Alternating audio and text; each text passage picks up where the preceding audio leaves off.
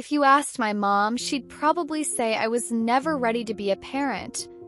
Not in the way she was, anyway. She raised me alone. My dad dipped out before I could talk, and she carried the weight of that like a badge.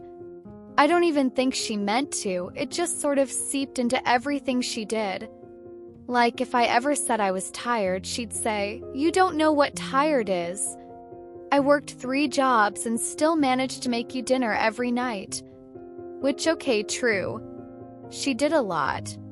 But that doesn't mean I didn't have the right to be tired too. Anyway, this story isn't about me and my mom exactly. It's about Grace, my daughter. But my mom's all over it because she always is. Whether I want her to be or not. Grace was 5 when everything started getting worse. Or I guess it had been bad for a while, but that's when I stopped pretending it wasn't. It started when I told my mom I was enrolling Grace in public school. Not even a bad one, a decent school. Diverse, small classes close to home. But as soon as I mentioned it, my mom shut down. She said, "Absolutely not. That is not happening." Like I was 12 again. Like I needed her permission. First, I thought she just needed time to get used to the idea. But no. Every time I brought it up, she got meaner. Said I didn't care about Grace's safety. Said I was selfish. Said only lazy mothers send their kids to be raised by strangers. I told her school was about more than learning math and spelling. That Grace needed friends, needed to be around other people, needed a world that wasn't just me and her in the living room.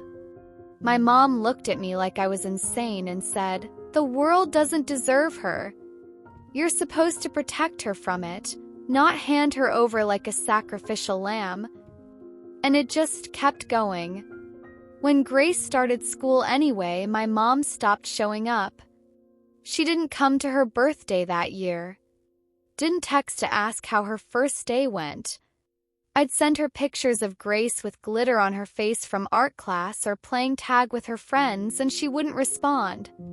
Sometimes she'd leave a voicemail a few days later saying stuff like, "Well, when she ends up on the news, don't say I didn't warn you." That part really stuck. On the news. Like she was just waiting for something to go wrong so she could say, "I told you so." And then came the night she said it straight out. "You're a bad mother." We were in her kitchen. Grace was in the next room watching cartoons. I had stopped by just to drop off some things. I don't even remember how it started. Maybe I said something about a field trip Grace was excited for, and she said, "You don't even know what's going on in that school. You let her out into the world like you don't care if she comes back." I said, "That's not fair." And she just snapped. "You think you know better than me, but you're reckless. You're raising her to be soft. You're a bad mother." She said it flat, like it was just a fact. I left. I didn't say anything else. Just turned and walked out the door and drove home and cried in the parking lot of our building while Grace fell asleep in the back seat. We didn't talk for a long time after that. Months. Maybe longer. And I'd love to tell you that she came around eventually. That she saw Grace thriving and apologized and we hugged it out like some Lifetime movie. But no, that didn't happen. She still doesn't really talk to me. When she sees Grace, it's stiff. Distant. Like she's not mad at Grace, just disappointed in the way she's being raised. She makes these little comments like, "You're still letting her wear shorts that short?" Or, "Back when I was raising you, that kind of backtalk would have earned a week without TV." It's like she's trying to parent through me, and when I don't follow her rules, she punishes both of us with silence and guilt. Grace is older now, 8. She's starting to notice.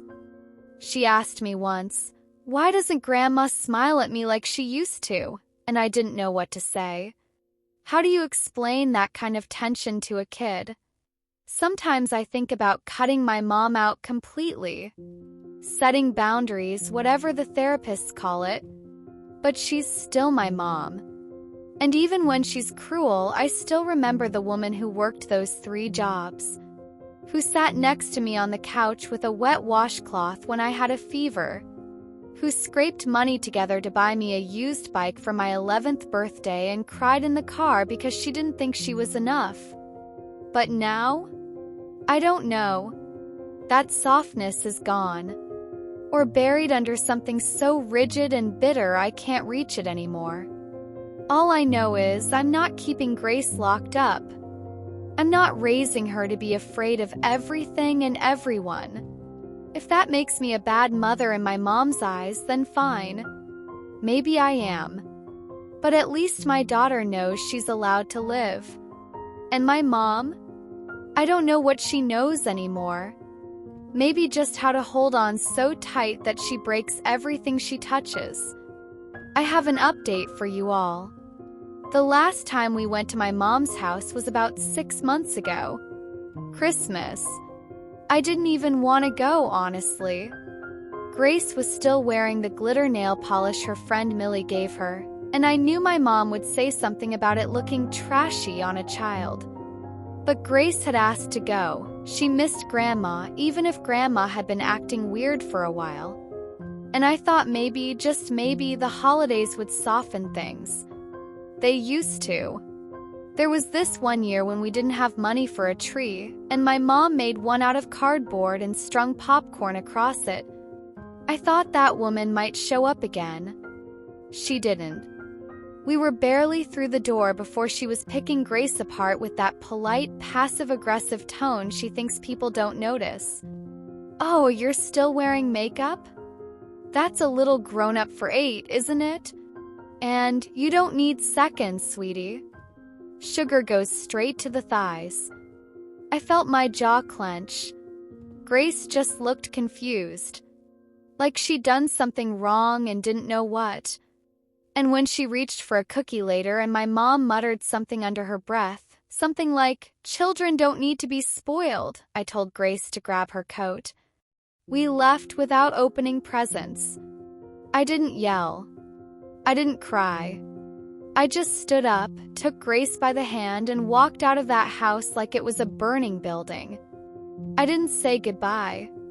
And my mom didn't come after us. In the car, Grace asked if she'd done something wrong. And I said, "No, baby. She doesn't know how to be nice right now." She thought about it for a second, then said, "Does she not like me anymore?" I almost pulled over right then. I swear I did. I wanted to hug her so hard the question would fall out of her brain. But instead, I kept driving and said, "She loves you. She just doesn't always know how to show it," which felt like such a lie the second it left my mouth. Because the truth is, I don't know if my mom does love her, not the real Grace. The one who's loud and sparkly and wears those ridiculous knee-high socks with flamingos on them. My mom loves the idea of her. This soft, obedient little doll she could mold into something acceptable. But the actual breathing, vibrant kid I'm raising? I don't think she's interested in knowing her. And it hurts. God, it hurts.